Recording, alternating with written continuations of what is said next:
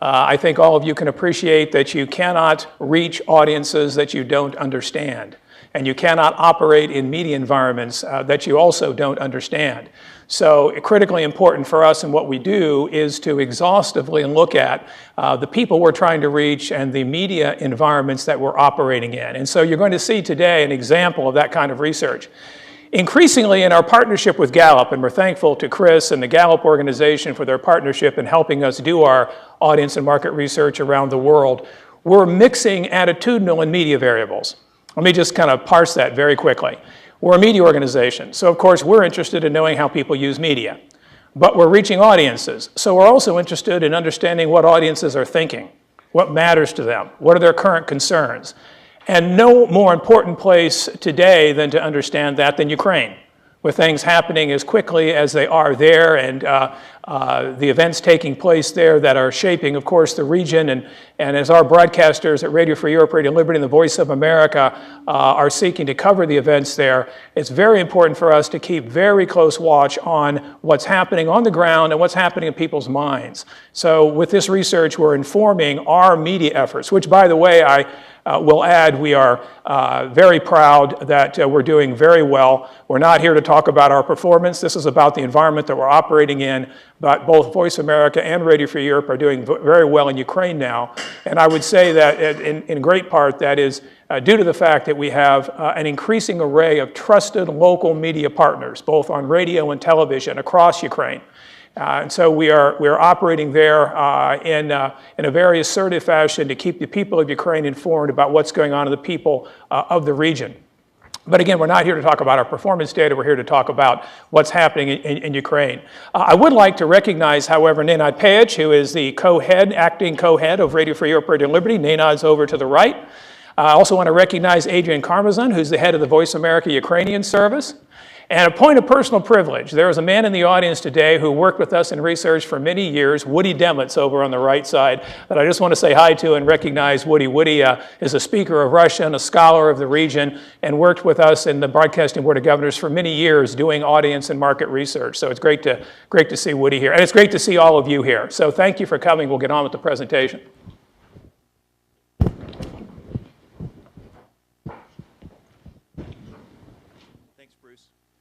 Introduce the next two speakers simultaneously here. We're going to try to speed through this a little bit so that we leave some time for questions and discussion towards the end. But our next two presenters will be Ms. Sarah Glassell, who's the Senior Audience Research Specialist for Radio Free Europe and Radio Liberty. She'll be joined by Mr. Scott Michael, Research Analyst from the International Broadcasting Bureau. So please join me in welcoming Sarah and Scott.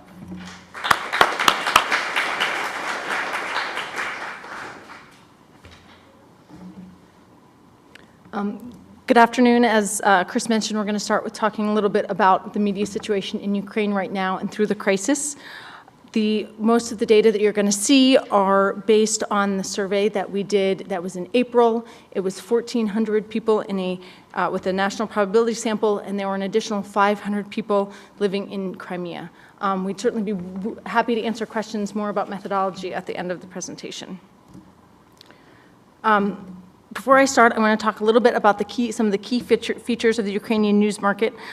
We have the particular crisis features, things that we saw in particular during the crisis, which were pressure on independent media by the Yanukovych government. At the same time, you had major Russian TV channels who had a political agenda of their own and provocative responses from some of the Ukrainian media. During the crisis, Ukrainian channels were taken off the air in Crimea, as well as forced off the air by separatists in some eastern cities, and the Ukrainian government also took 4 major Russian TV channels off the air. During this, it was a particularly also difficult time for journalists, media owners, and websites who faced threats and attacks as well as extra-legal detentions. All of this was happening within the framework of kind of the long-term features of the Ukrainian media market, where resources and the audience are concentrated in the hands of just a few national media groups, all of whom have their own economic and political interests. There's a lack of independent public broadcasters and very limited space, and therefore a lack of good investigative journalism and comprehensive reporting on major events. And finally, you have state authority over broadcasting licenses. There are right now some new developments and opportunities. In particular, there's an opportunity for reform of media regulations under the new government. We'll certainly see if that happens. And finally, we have seen some growth in the number and reach of quality media since 2012. And that's what I'm going to look at in particular. We have seen in other research that it's very difficult for people to change their media habits. It normally happens very slowly. So over time, they might move from some platforms to another or from some sources to the other. That there are, however, times, such as the crisis in Ukraine, where media habits will change quite quickly. So I'm going to look at some of the changes from 2012, which was our last national survey, and see what changes of those might be more long-term and what were ones that were caused most likely by the crisis. So if we look at how often people are seeking out news and information in 2012 and 2014, we see very little difference. In fact, the numbers are exactly the same for about half the population going more than one time a day to get news and information. There are slightly more people who are going once a day. But in general, there hasn't been a lot of change. That's not to say that during the crisis, there wasn't a time when people started going more often as big events in particular were happening. But by the time we did this survey in April, things had slowed back down and people were back to their normal timing of gathering news. We also see the main platform that people use for news information, television, which is used by nearly all Ukrainians weekly for news gathering, remained the top. There was hardly any change at all. Where we did see some change was in the internet. Internet use for news information weekly grew 10 percentage points from 38% to 48%. And that's not really surprising. It's part of a trend that we've seen over many years as internet becomes more accessible and people are using it more for news and information. What was surprising is the drop in use of SMS, social networks, and mobile apps for news and information weekly. We would have expected it to stay the same or get higher. So what are the reasons behind this? In terms of SMS and mobile apps, there are a couple possible reasons. One is that during the events on Maidan, people who were there received a text message, which you can see up here, saying that it had been noted that they were taking place in a mass protest. This may have discouraged people from using SMS to pass on news as they realized that they could be very easily followed. The other kind of more long-term issue that might have contributed is that there's more competition now on the mobile market in Ukraine, which means that the cost of voice calls has dropped, so people may be using voice more to talk about news information as compared to SMS. The other change, as I said, was the drop in social networks. This is particularly for news and information. This is particularly surprising as the overall use of social networks went from 39% weekly to 47% weekly. So it increased while people were using it less for news and information. There are also a couple reasons that this is likely. We know that Kontaktia, one of the top social networks, which is Russian-based, was contacted by the Russian government and asked from them for information on people in Ukraine and people participating in the protests in Ukraine. We also know that Odnoklassniki, another very popular Russian-based social network, for a time blocked access to Ukrainian news sites on their social network, so people could not get news from Ukrainian websites. However, looking at the top sources of news and information, and we asked people to name their top 3 sources that they use to gather news and information, there was very little change. In fact, it's the top 5 sources. They've shifted places a little bit, but they're all Ukrainian news channels. So people, for most of their news and information, are continuing to go to the 5 sources of information that they went to 2 years ago. We do see, for instance, some changes. Inter dropped 49%, named it in 2012, down to 21%.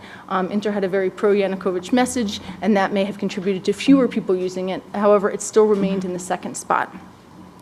We asked people in Ukraine whether the cessation in broadcasting of some of the Russian TV channels changed their news gathering habits, and only 1 in 10 said that it had. That's not particularly surprising, as we see that it was not in really one of the top, they were not in the top 5 sources, although Scott will talk a little bit more about where exactly they fell. There were some changes in specific sources. We see this with Piatti Canal, which almost doubled its reach from 2012 to 2014. A lot of this increase in reach was likely a result of the crisis because they became kind of the go-to source of information for many people. They did a good job of covering. Scott, in fact, is going to talk a little bit more about their coverage. So that is one of the things that we see that was likely a result. And we also see the drop in RTR Planeta. Their reach fell also as they were no longer available within Ukraine except for on satellite. We also see a change in internet sources. Almost all of them gained reach. This is a more long-term change. Again, not surprising as internet use for news and information grows. Also, we see the growth in sites across the board that people go to for news and information. Now, Crimea was a little bit of a different story. We asked people there as well whether or not the loss of Ukrainian channels changed their news gathering habits. Twice as many said that there was a change as in Ukraine said about Russian channels, but it was still only 2 out of 10, 19%, that said that their news gathering habits changed. Among those whose news gathering habits changed, 71% said they simply started using Russian sources more, while only 32% said that they were seeking out Ukrainian sources on other platforms. Despite this, we see a major change in top sources for people in Crimea. In 2012, the picture was very similar to what we saw in the rest of Ukraine. 5 Ukrainian TV channels were in the top 5 spots. 2014, in April, we see that all top 5 sources are Russian-based, and one website, Kontaktia, the social network, has moved up into the top 5. Now, it's not clear exactly when that happened. Our guess is that it was not simply because of the cessation of broadcasting of Ukrainian channels. We do know that affected it somewhat. 20% people said that it did have effect. But the guess is that it was a bit more of a progression from the beginning of the crisis to the end. One of the things that backs this up is that when we looked at the top sources among Crimeans who use news information, use the internet weekly for news and information, or those that have satellite at home, meaning that they have access to Ukrainian channels or Ukrainian sources, they were not seeking them out. Their top 5 sources were also all Russian sources and Kontaktia as well. Internet does play a larger role in Crimean news gathering than it does in the rest of Ukraine. We see that 55%, so over half of Crimeans, are going on the internet weekly for their news gathering. That's the biggest difference. We also see that they're a little more likely to use social networks and more likely to use mobile apps than the rest of Ukraine. And in fact, those numbers are on par with what we saw in Ukraine 2 years ago, in 2012. And finally, again, about those internet users in Crimea, those that do have access to Ukrainian sources, we see that they still are much less likely to go onto top Ukrainian news websites than their counterparts in Ukraine. So on that note, I'm going to turn over to Scott, who's going to look a little bit more closely about what we saw in the survey in April. Thank you, Sarah. I'd like to start off by covering a few issues that we measured in our survey about language skills and preferences as they relate to news gathering. In the survey, almost everyone, all adults in Ukraine, exclusive of Crimea, can understand most of a newscast in both Ukrainian and in Russian, according to their self-reports. 87% of ethnic Russians can understand all of a newscast in Russian, and 67% of ethnic Russians say they can understand all of a newscast in Ukrainian. We asked the 93% of adults who share news, weekly at least, with family or friends, which languages they prefer to use for gathering news. And overall, of these 83% said they preferred both languages for gathering news. That included 84% of ethnic Ukrainians and 74% of ethnic Russians who had preferences for gathering news in both languages.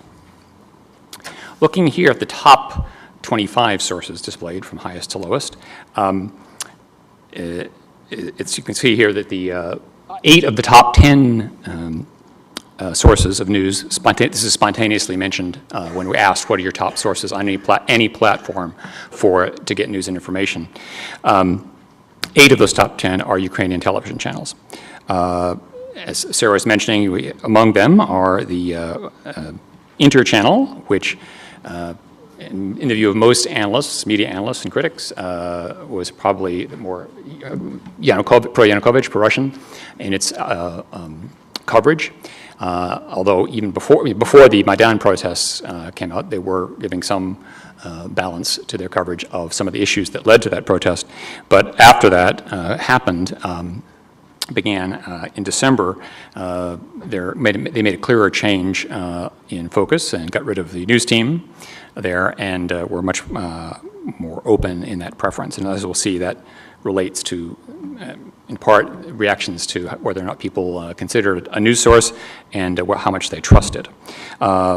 Channel 5, on the other hand, it's at the opposite extreme, has traditionally for years been seen by most media analysts as one of the more open and objective, certainly pro-democracy, pro-reform media outlets in Ukraine, and kept this, despite government pressures on various outlets, kept this approach during the Maidan crisis and since then.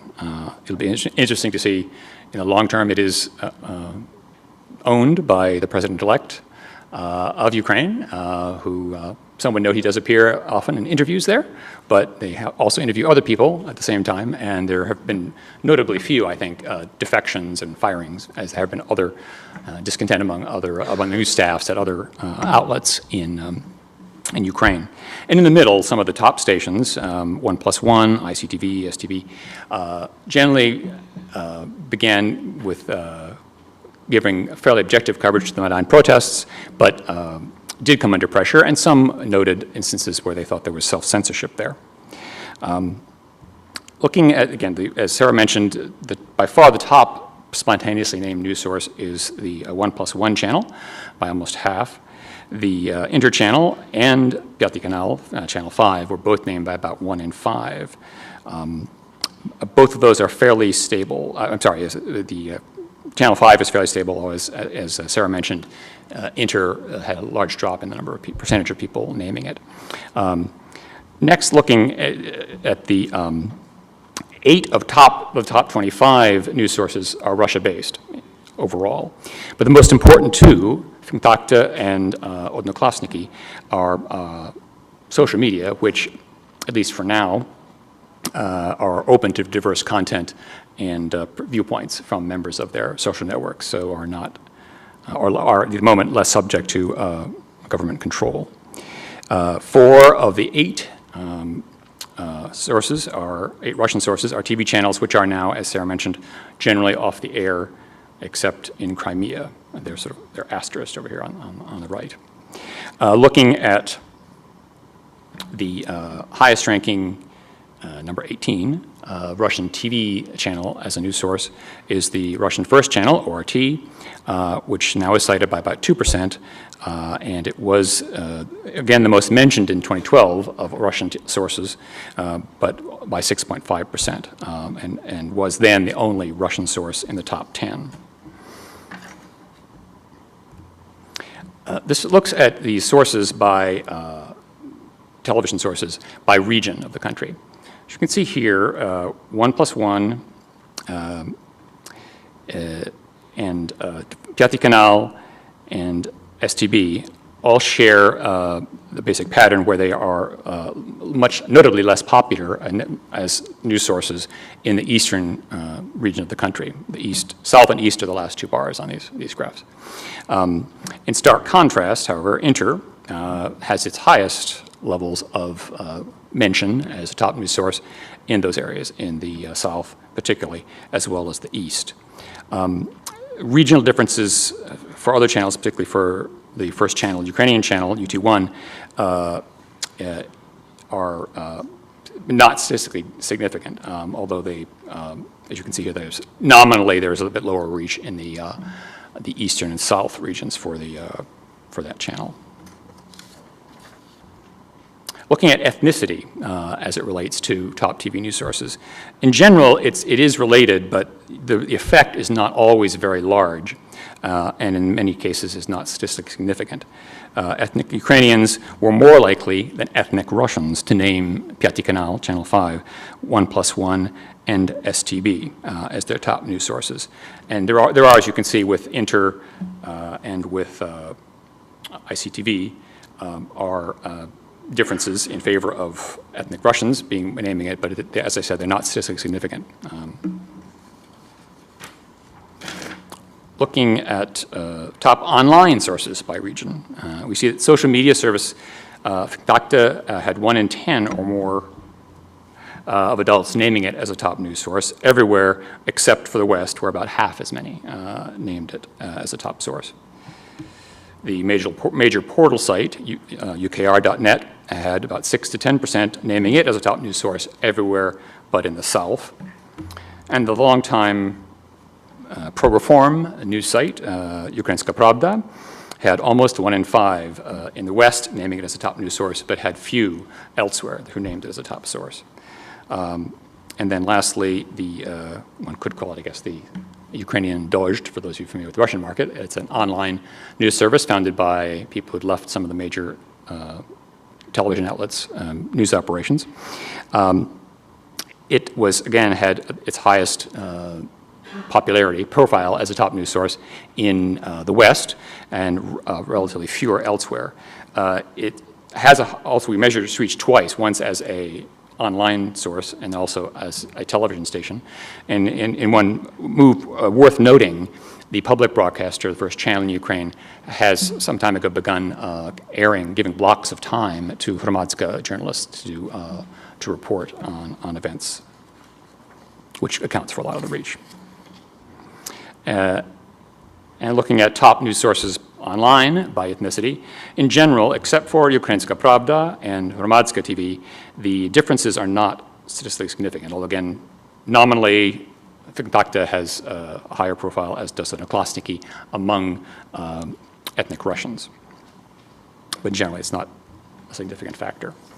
Moving on to the issue of trust in news from major channels. These responses are based on everyone who gave an answer to the question. It's not filtered, however, by exactly how often they watch, so it can reflect greater or lesser degrees of familiarity. Looking at the top 4 channels, the Ukrainian channels, you see about 80%, 8 in 10 of adults nationwide said they trust somewhat or a great deal the news they can get from these stations. It's 1+1, ICTV, Piatti Canal, and UT1, that's Ukrainian state television station. And these levels are quite stable from those measured in 2012. But among ethnic Russians, the middle bar, and the adults in Donetsk, Kharkiv, and Luhansk, the 3 eastern provinces most seriously affected by separatist activity, the levels are much lower. They're still significant, about 5 to 6 in 10 expressing trust in the news theory of Raya, which I think is a significant result in areas that people publicly are often perceived as totally pro-Russian and rejecting lots of news from Ukraine. But it's interesting to note that these figures among ethnic Russians and among the people in these 3 provinces on the east are in fact lower than they were in 2012, when about 80% expressed trust in ICTV and in 1+1, and about 60% express trust in news from Piatti Canal and the First Channel, Ukrainian First Channel. Just the opposite pattern applies to the First Russian Channel, ORT, with trust in its news, which has dropped to 30% from 67% nationwide. Again, this is, I think, one of the major features here, where you see people are reacting in terms of trust in opposite ways based on their perceptions of the news they're interested in and what's objective. It's interesting, among ethnic Russians and adults in the eastern 3 provinces, their levels of trust in the First Russian Channel also dropped, though not as severely, but they were at about 8 in 10 as opposed to around 6 in 10 in 2014. Lastly, just to summarize some elements here, I think from the media landscape, first of all, use of Ukrainian and Russian news content is not per se important for the vast majority of adults in terms of the sources they choose. Trust in the content is what's key to their reliance on particular sources. The Ukrainian TV channels remain the top news sources for adults across ethnic groups and regions other than Crimea, and they offer news that is trusted by majorities overall and by over half of ethnic Russians. Piatti Canal's weekly reach has surged much closer to the top channels in the market, but it remains a top source for Führer in the south, and as with 1+1 in the east as well. And there are questions as far as the position of the online media. Will Fikdakta and Ukraine.net and Ukrainska Pravda continue to enjoy the high place they have, relatively speaking, in the lineup of top news sources in the future, particularly as we're looking at how fast people, some of the major television outlets may respond to people's dissatisfaction with the coverage they may be offering as the country begins to debate some key issues that have been placed on the table during the crisis. And lastly, in Crimea, will the pattern, which has been radically different in 2014 than it was in 2012, continue? And will websites follow, other websites and online media follow Vikontakta into the list of top sources there? And while we've seen there's a great deal of commonality in the sources that people use across Ukraine and across ethnicity and language preference, there are some surprising and drastic differences in people's opinions in Ukraine, and to talk about that, Nelly will be speaking next.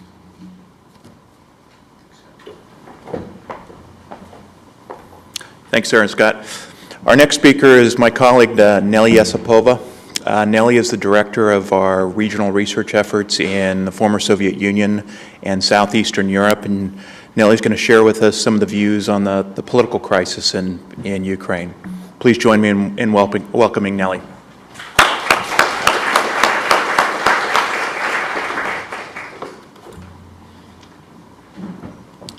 Hello.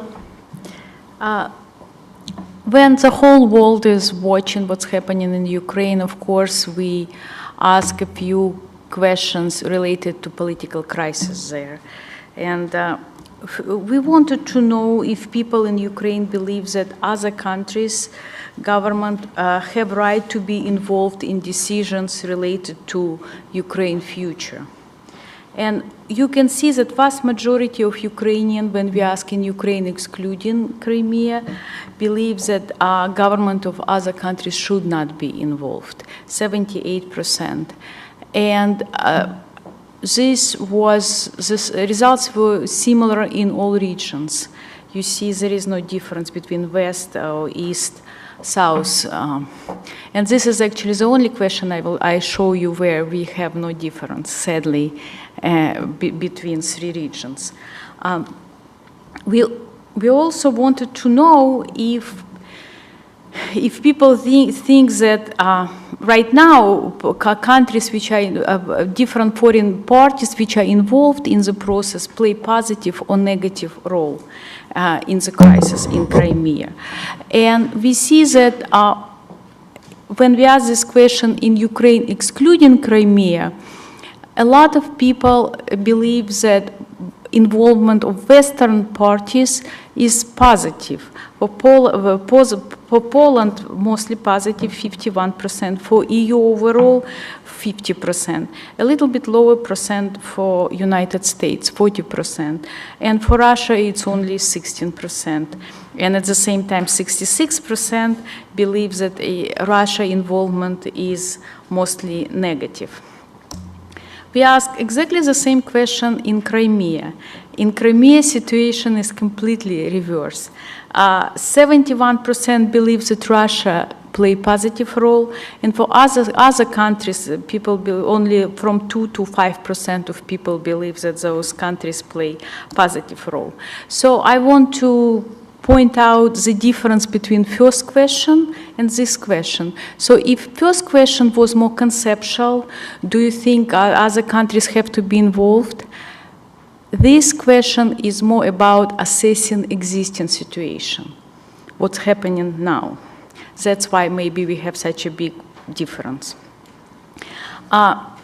So we ask questions, so when we ask about different countries, we can look more in detail for each of these countries. In general, what we see is that closer the region is to West, more likely they see positively all Western countries, including United States, and closer region is to the east, to Russia, less likely they see Western countries in a positive way. So United States, 60% of people in the West believe that involvement of United States is positive so far, and in the East it's 17%. Crimea gave 3%. As you saw, numbers for European Union are higher, 10% higher, but the tendency is exactly the same. And same question for Russia. Here, 71% of Crimean believe that Russian involvement was positive, and East 36%, and West gave 1% to Russia. Because we conducted this flash study in April, we were able to ask questions, a question about people's opinion about results of March 16 referendum in Crimea. So we asked the following question. The results of referendum on Crimea status likely to reflect the view of most people in Crimea. So they were supposed to say agree or disagree. Not surprisingly, only 30% of Ukraine, excluding Crimea, believe that results reflect the view of people in Crimea. But again, you see vast difference between the regions. West, closer to West, 17% agree with the statement, and East South, 46%. In Crimea itself, 83% of people believe that results of referendum reflect the view of most of the people. What was interesting here is to look at difference between ethnic Russians and ethnic Ukrainians. So on the left-hand side, you see results from Ukraine, excluding Crimea. You see that ethnic Russians, twice as likely believe that results reflecting the views of most people. The difference is 54% and 26%. In Crimea, 94% of ethnic Russians believe that results are reflective, but high percent of Ukrainian too, 68%, also vast majority. And the next question is very similar. Crimea becoming part of Russian will make life better for me and my family or not? 74% agree that their life will be better. 84% of ethnic Russians and 59% of ethnic Ukrainians. What was surprising personally to me is that we could not find any difference in response to this question by education or urban-rural area. And when we look at results by age, what was interesting is that the group of people from 24 to 35 had actually highest percent of those who said it's good for me and my family, 85%. The hypothesis we have about it is that maybe it's because this is a prime age for job and career, and maybe people see joining Russia as a better opportunity for them to resolve their job situations. Now, elections in Ukraine are over, president is elected, so he needs to take the country to a new path, and he needs to gain people confidence in him. Here's the first good news. The bar is set very low. We measured in Volt poll approval rate for last two presidents from year to year. So in 2009, last year of Yushchenko, President Yushchenko presidency, his approval was 7%, 1% in the East. And last year, Yanukovych approval rate was 28%. So you see where Ukraine stands on it. But nevertheless, so new president has to understand if he taking the country to the direction people want or not. So these last few questions are about this. So when we ask if Ukraine should join the European Union, 48% overall of the country said yes, 84% of the West, and only 19% of the East. And of course, double difference again between ethnic Russians and ethnic Ukrainians. Ukrainians are twice as likely to want to join EU. NATO. Ukraine should return to course of NATO integration. Again, big difference. West more likely, East less likely, but overall it's only 30%. We compared it with our results from World Poll from 2013. We asked a slightly different question, but what was interesting for us that basically tendency doesn't change even because of revolution and everything what happened throughout the last year.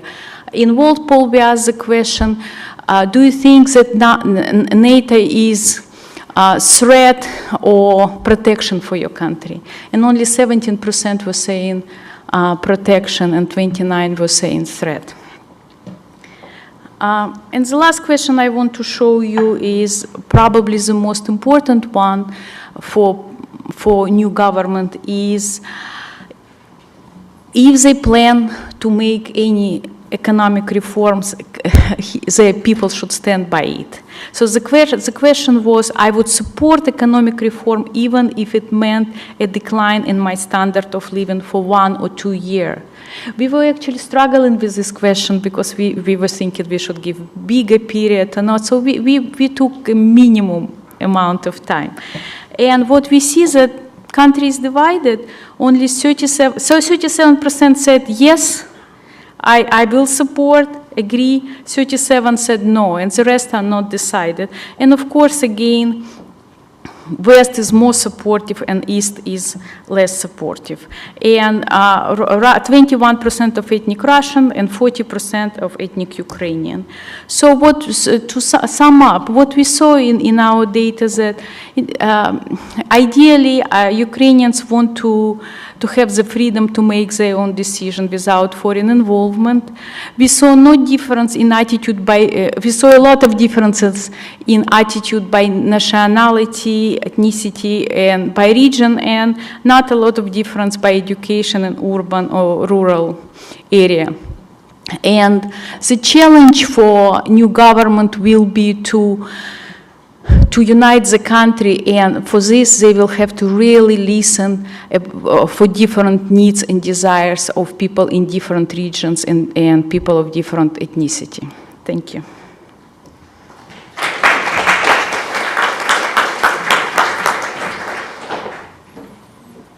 Thank you, Nelly. Hey, Chris, can I just put a couple of remarks out for context for what you've just seen very, very quickly before we go to the Q&A. The first thing is that it's important for you to know that as a media organization that distributes its content, again, across domestic outlets in Ukraine, as well as online, we don't own radio or TV stations in Ukraine. We rely on partners in the country. So that's why you see lots of questions that we ask in our surveys about which stations people are tuning into and their relative rank in the marketplace. So that the information that Sarah and Scott covered went into that in great depth for that reason. We're very interested in tracking that. Secondly, there is, as you know, widespread concern about the influence of Russian media across this entire region. So when we look at the impact of Russian media in Ukraine, we want to look at the operations of Russian channels or those that incline towards Russian views. We're obviously tracking that. And we're also very interested in the attitudes of people towards Russian influence in the country. And so the question is, what do we see about the extent of that influence? How big of a problem is it in Ukraine today? Well, you can see obviously the regional differences as you would expect. But I won't make my own personal comment on it. You can look at the data and draw your own conclusions. But obviously we're very concerned about tracking that because of the overriding issue now about Russia's influence across Ukraine and across the entire region. Thanks, Bruce. We've got about 15 minutes for questions, so My colleagues are going to be roaming around the room with mics. If you just raise your hand and state your organization and name, and who the question might be directed towards. Right here. Okay, yeah. Jill Doherty, formerly of CNN and now at the Kennedy Center in Harvard. I'm really struck by what you were just saying, Bruce, about the widespread concern about the Russian influence. And yet, if you look pre-incursion, et cetera, everyone was kind of watching the same thing, right? Listening to the same sources of information. So how does this flip so radically that you have people with extreme, completely diametrically opposed views living in the West and the East?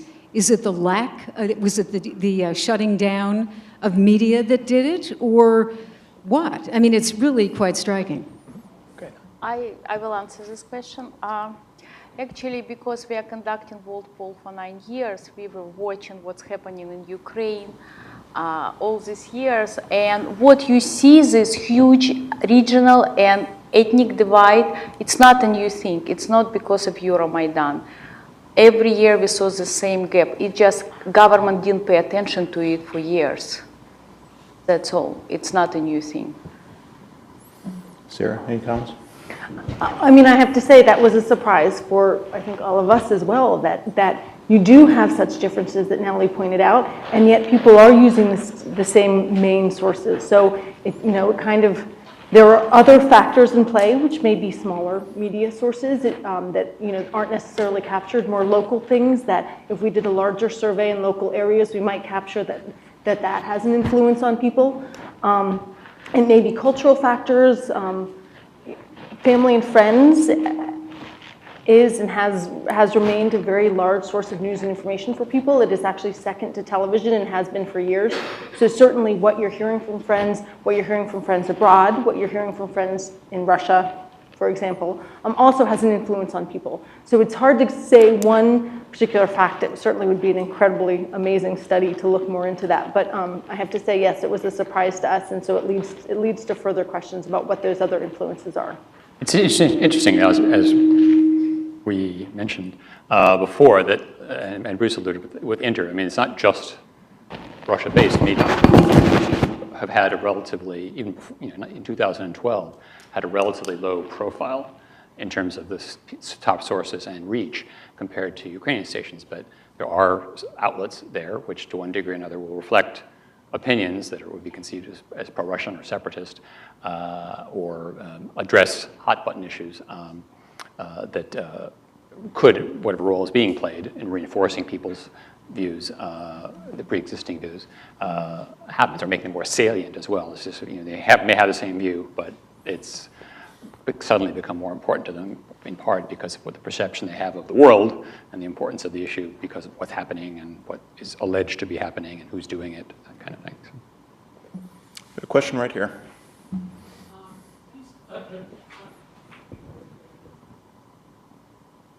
Based on the political information that you showed us, do you think it would be possible to, in some way model a situation where you could know what the vote in Crimea would have been if it had been fair, monitored, and all that? From all the questions you asked, there's no way to No, it's hard for us cross-tabulate to.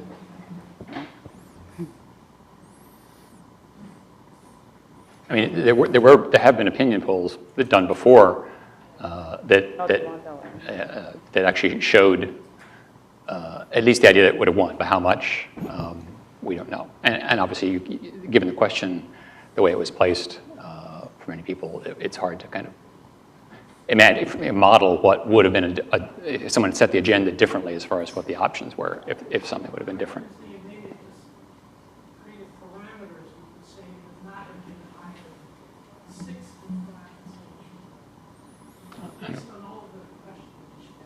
I don't think I can't imagine a good way to reliably quantify that. Woody. This is going to get down in the weeds. one of the early charts I found very interesting because I described it in my notes as 1 + 1 = top news source. But then I realized that it was really developed, the chart was developed to explain the answers to the question about what is the most important news source, not which one do you listen to or watch most. And this is an issue from 12 years ago, and it was very, very big at the time because it had to do with how successful Al-Hura TV was in the Middle East. And the issue was that an outside academic had developed his own questions and therefore gave a very low rating to Al-Hura, basically not reflecting size of audience, but who recognizes what is the most important news source. So my question, I guess, is, can you say that based on the way that question was asked, was the ranking of audience size that was shown the same as how people felt the most important news source was? I mean, you know, somebody may regard a particular medium as important in their country, but not actually watch it. So that's what I want. We can. I don't know if we can go back. I can, because I can show you. I actually had both. If we go all the way back to the beginning. Sorry about this. Let's see. So here's where we had what you were asking about. So this was top sources, and this isn't asking how often you watch it. And but 1 + 1 was at the top. It's asking what is your top source of news and information, followed by Inter, STB, ICTV, and Piatti Canal.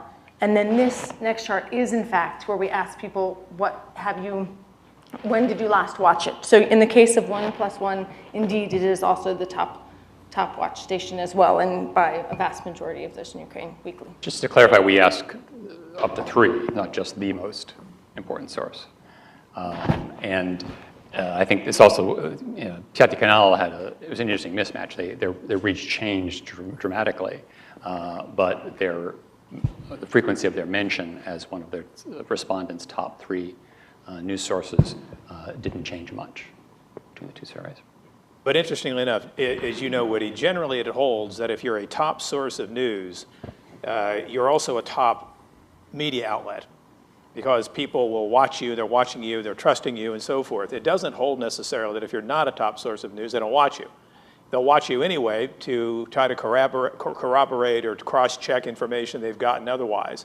So when we look at media reach, and this is just a point for those that are not that familiar with audience research, particularly for Western broadcasting outlets, it's very important for us to understand whether we're being watched or listened to, even if we're not a top source of news and information. Because keep in mind your own media consumption habits in the United States. You know, think about your top sources of news, be it television or radio in this country, but then also think about other sources that you consult. You might from time to time watch BBC, you might from time to time even watch other foreign networks in the United States, but generally they're not going to be here in this country your #1 source for news and information. So that also holds true abroad for our services. And also something else to understand, since we are distributing our content over these stations, we're tracking, obviously, the viewership for these television networks, listenership for the radio networks, because we have programming placed on those networks. So, for example, Voice of America has a very successful program on Channel 5. And so we're very concerned, obviously, about the reach of Channel 5, the reach of these other networks. And we're currently looking at opportunities to place our content across another wide range of media outlets in Ukraine. So we're very attentive to whether they're going up or down, and also whether they're a trusted source of news and information. Take a question right here in the orange.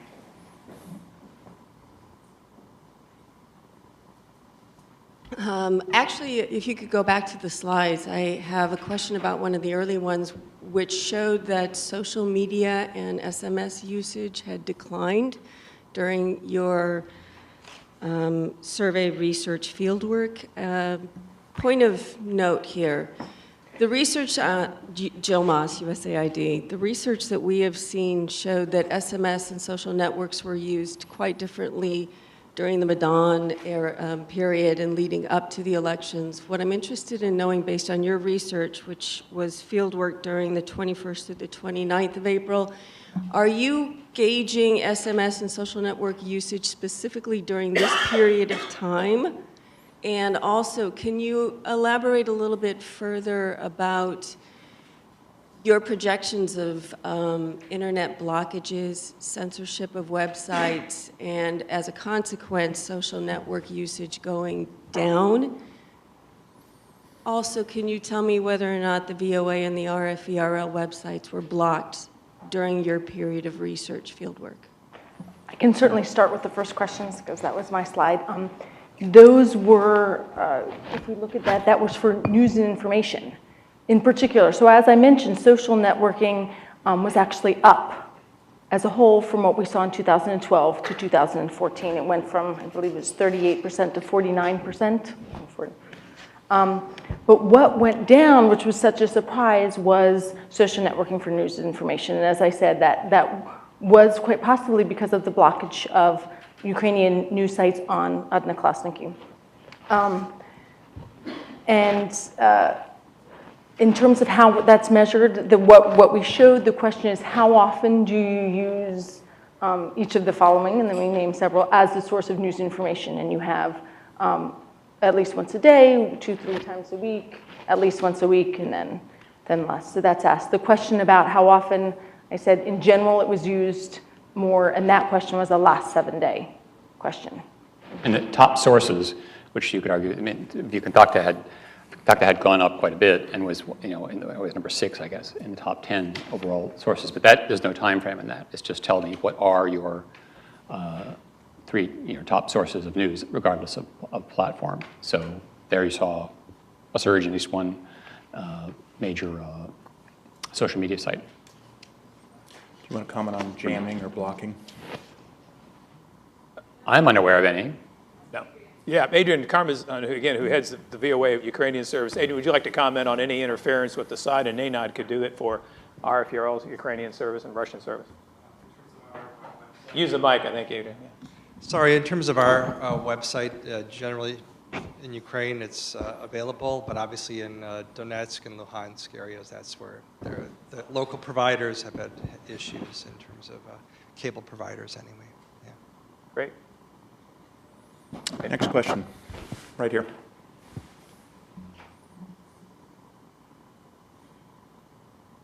Hi, I'm Phoebe Don't with Gallup, and my question is addressed to Nellie. Very interesting presentation, and I'm particularly interested in the last slide, where it shows people in Western Ukraine are more likely to be willing to sacrifice temporarily for economic reforms.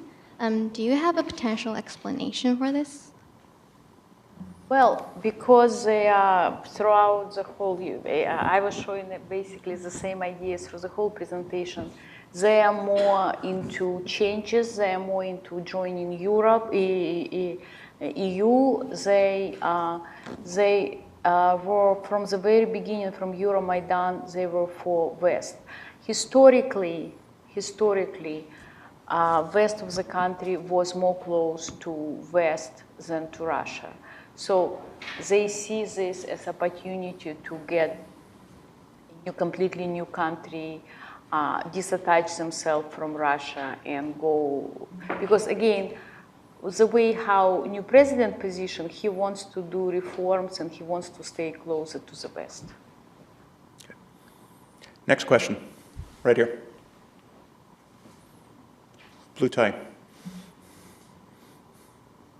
Thank you very much for a very interesting and informative briefing.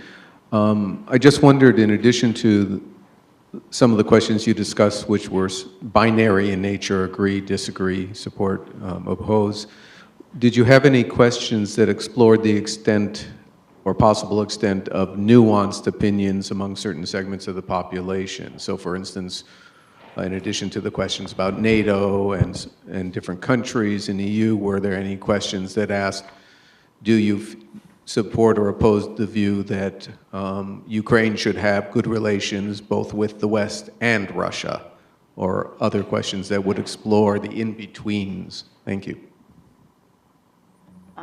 We did not.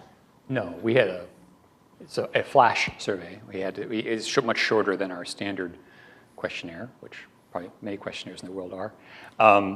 But we didn't really get into this. I know I've seen them on a number of other the surveys where they get very specific as far as options, multiple options, both, one, the other.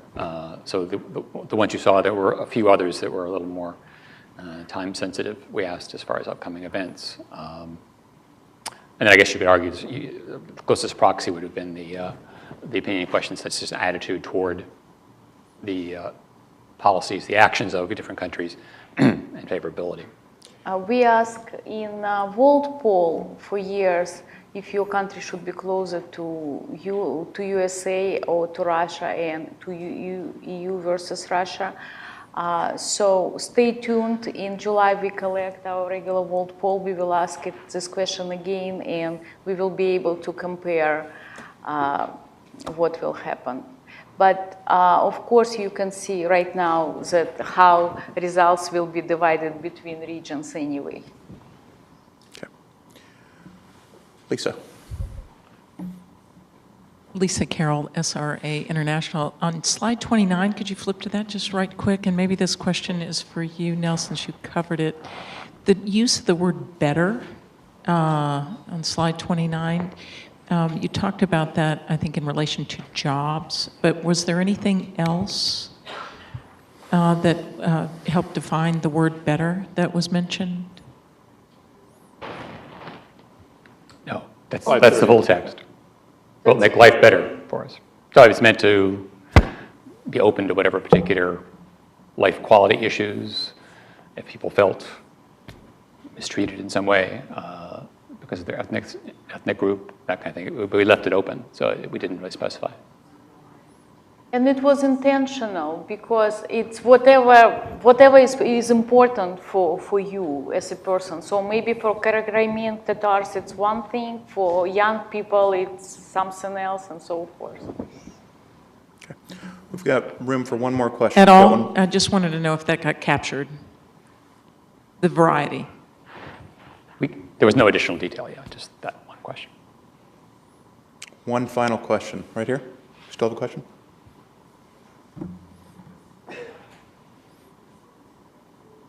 Martin Zvoners with Radio Free Europe, Radio Liberty.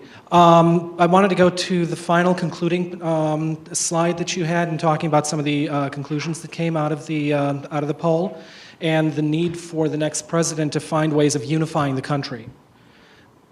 Did this poll go into any issues beyond ethnic, nationality, regional kinds of things to look for potential issues that could serve as unifiers? Looking at things, for example, Maidan didn't start as an ethnic conflict and still isn't. Maidan started because of people's disgust with corruption or people's issues concerning bad governance that goes back years upon years and discussed with that. Did the research go into any of these issues and attitudes that might stretch in either area? Not this particular study, but Gallup conducted flash poll in March and April on behalf of IRI. And so it's publicly released, so you can find these results. So this was actually interesting that corruption was basically the issue which unifies the country, that vast majority in all regions say this is the first thing which has to be resolved. So for president, there are some things which he can focus on which really would make happy the whole country. According to World Poll, in 2013, 32% of people in the country said that they face price situation in the last 12 months. So this is definitely one thing which can be, made for satisfaction for the whole country.